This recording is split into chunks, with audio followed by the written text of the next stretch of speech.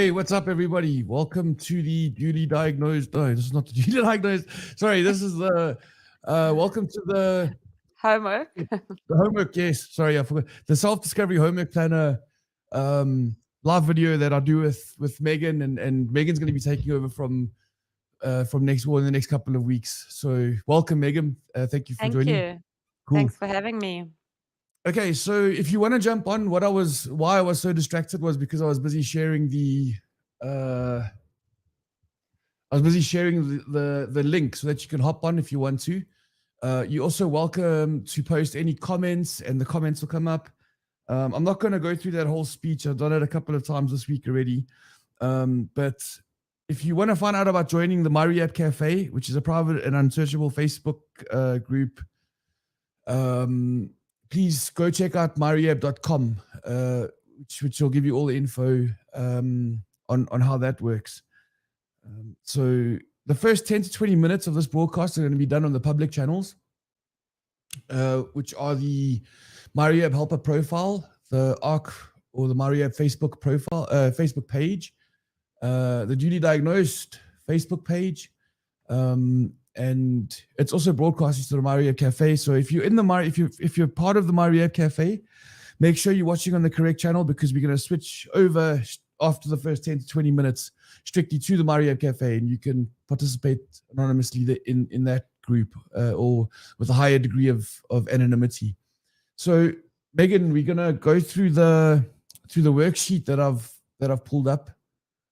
Great. Let's do it. I keep losing my mouse. This is so hectic. Oh, there it is. Okay. Um, Share screen. Let's see.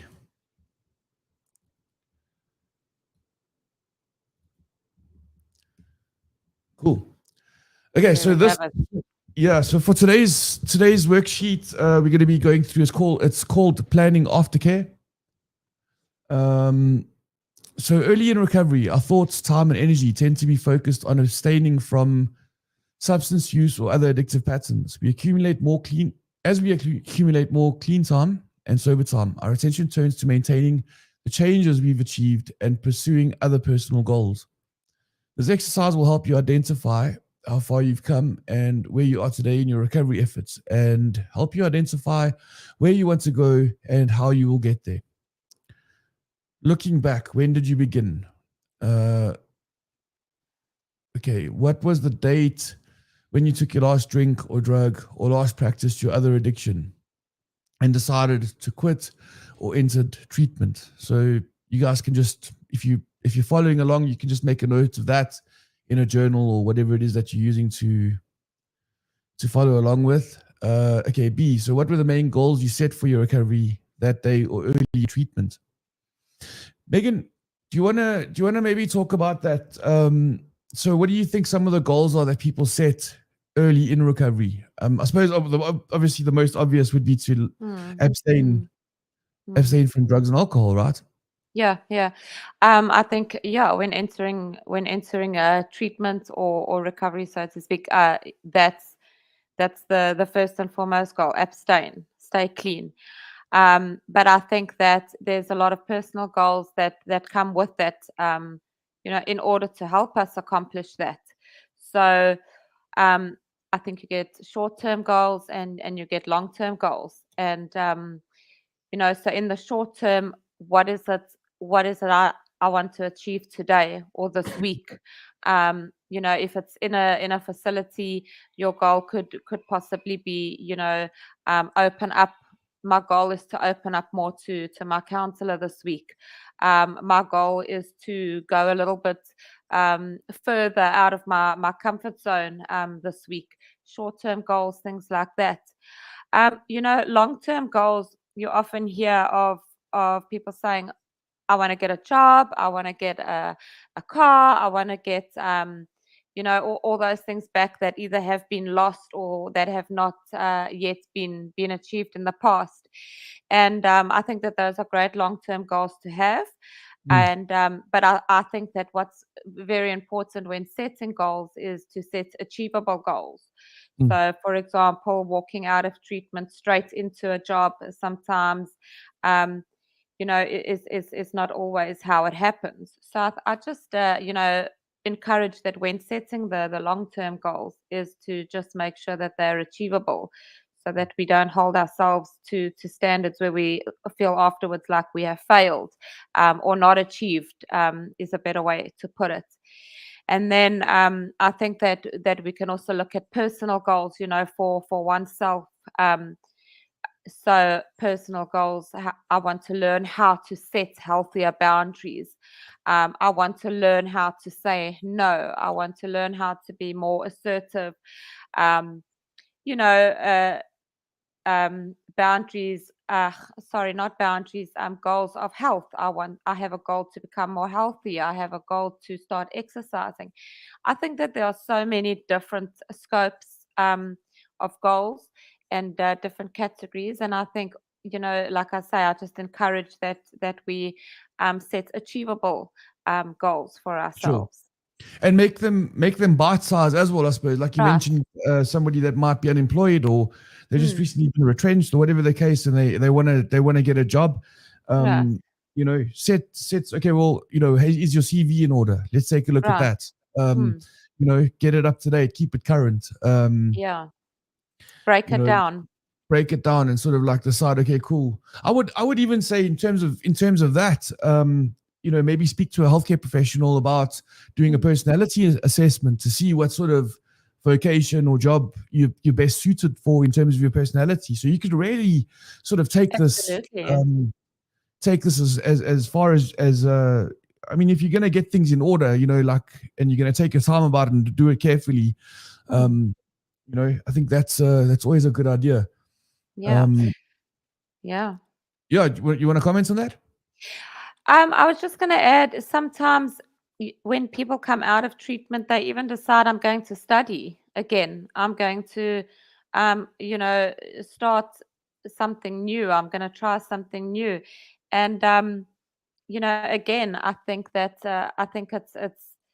like you say, break it up and look into those things. I mean, and just keep it measurable.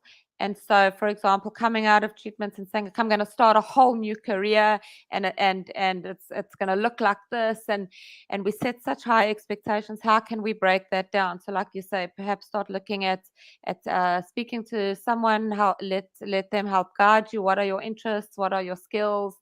Where are you best suited? What kind of career or environment? And slowly grow.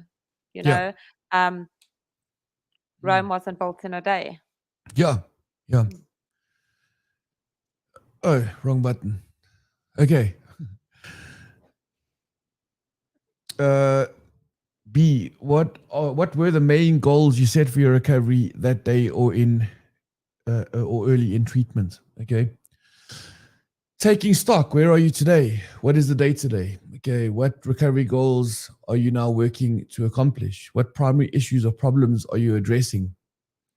What specific actions and changes are you putting into practice today?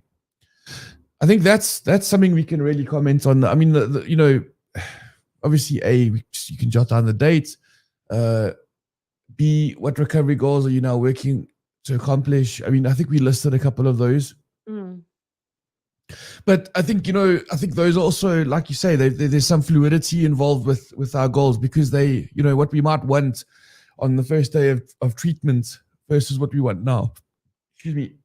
It can change. Mm. What primary issues or problems are you addressing? I mean, I mean, if we're going to look at the first 6 months of recovery, let's look at C. What are the primary issues or problems you're addressing, right? What are some of the problems that people might be addressing in early recovery? I think, I obviously spent a lot of time doing the interpersonal group with Lario on a Tuesday, and we often discuss family dynamics, and we see a lot of that in the treatment center as well, where Mm. um, there's conflict within families or disagreements or Right. challenges. Yes. So I think that's one of the things definitely in early Mm. recovery that we see a lot. Mhm. Any comments on that? Yeah, so definitely the family relationships, the family systems, everyone is trying to kind of get used to or trying to rebuild relationships again. And so, as you say, you guys have a discussion on that and a group on that, and which is so helpful. And I think that another thing I've also seen when coming out of treatments in those first 6 months or whatever is exactly like we were saying earlier. It's that that feeling of I'm not moving forward as quickly. I'm not going quickly enough. I'm not finding a job quickly enough. I'm not we have this idealization sometimes of what it's going to look like when we come out of treatments. And the world is ever evolving and people are ever evolving. And sometimes things are not always as we hope they're going to be or as we picture it's going to be. And I often hear from clients that they feel frustrated sometimes because I was hoping to have a job by now, or I was hoping to have mended my family relationships right now, or I was hoping to be further than what I am right now. And again, just that frustration that comes with that feeling of not moving forward quickly enough. Um, and again, it's not necessarily a fault of anyone.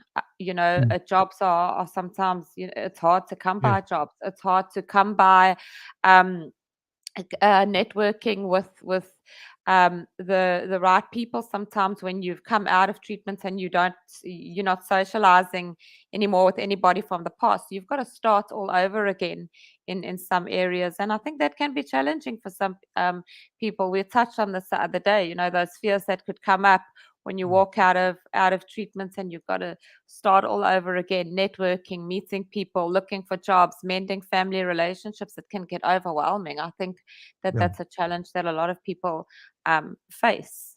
Yeah. Although it comes with its positives, at the time it's still a challenge. Mm. Mm. Yeah, that sort of that frustration can become overwhelming. I've been there myself. So Mm. okay.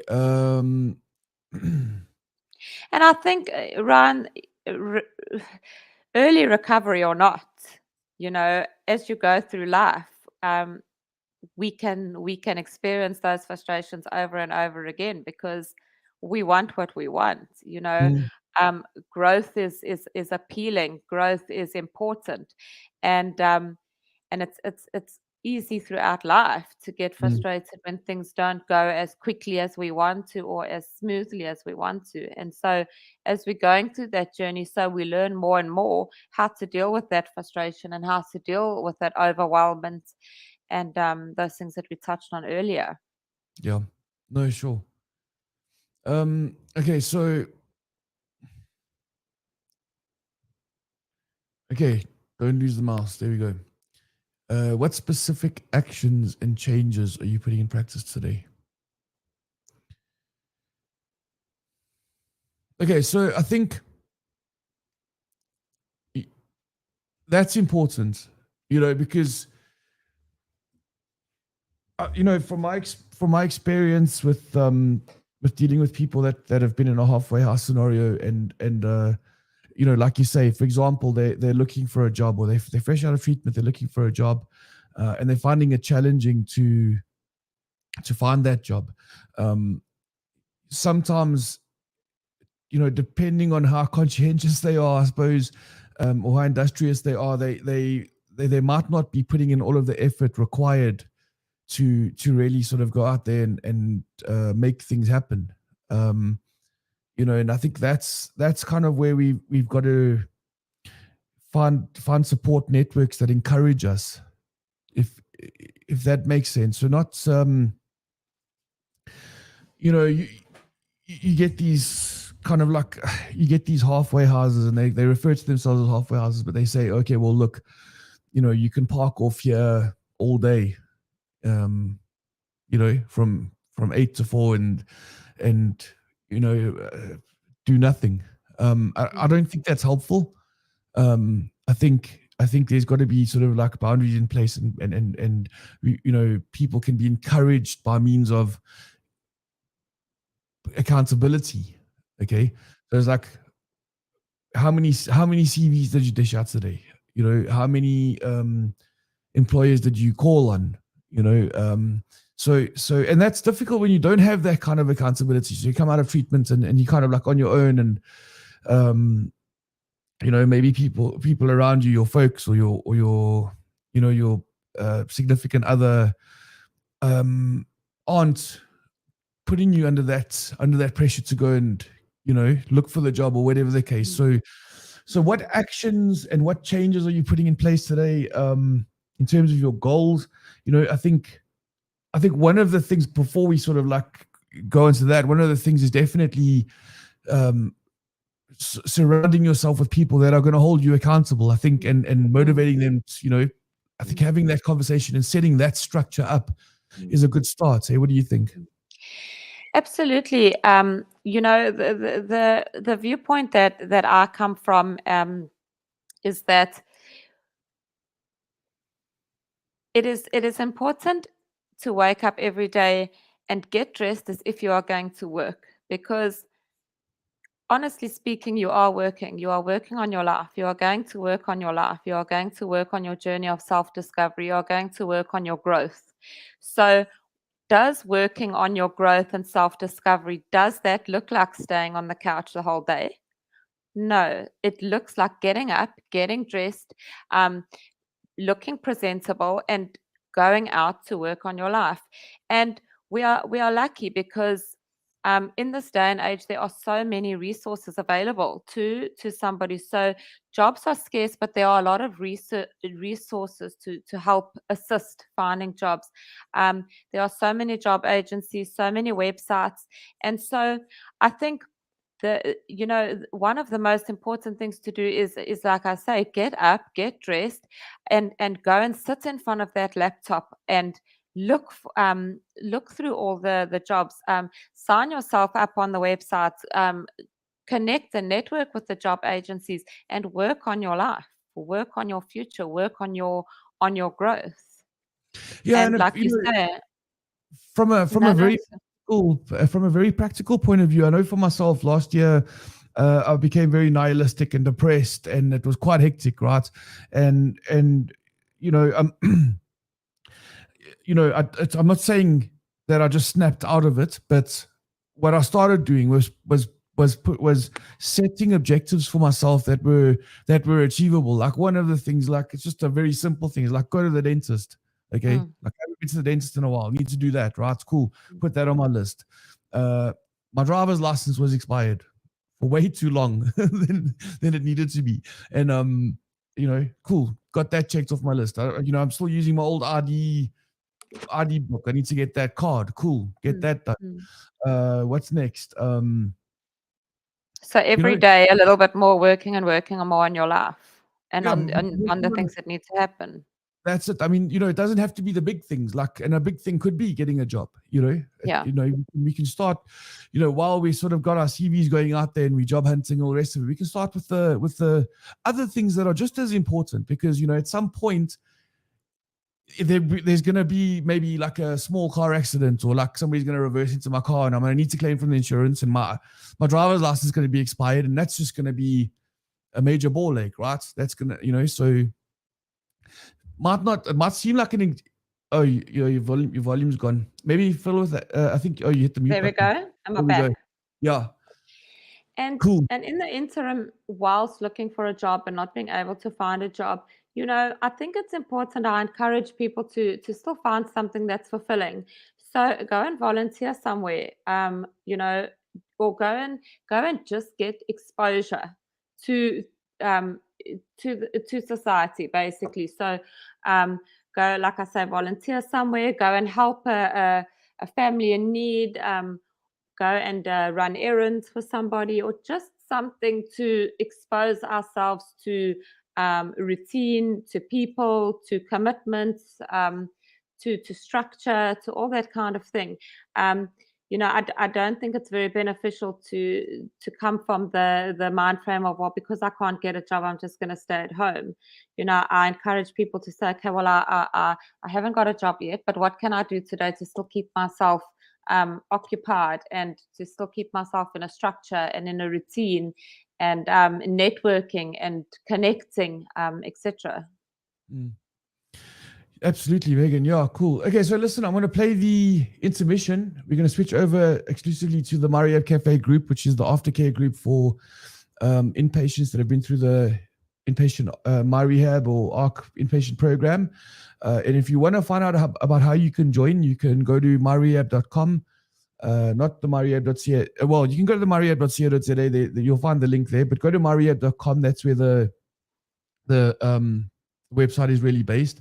And you can find out about how you can join the Mario Cafe aftercare or outpatient group. Cool. So with that, I'm going to go to the intermission. Thanks, Megan. See you in the group. Cool. See you there.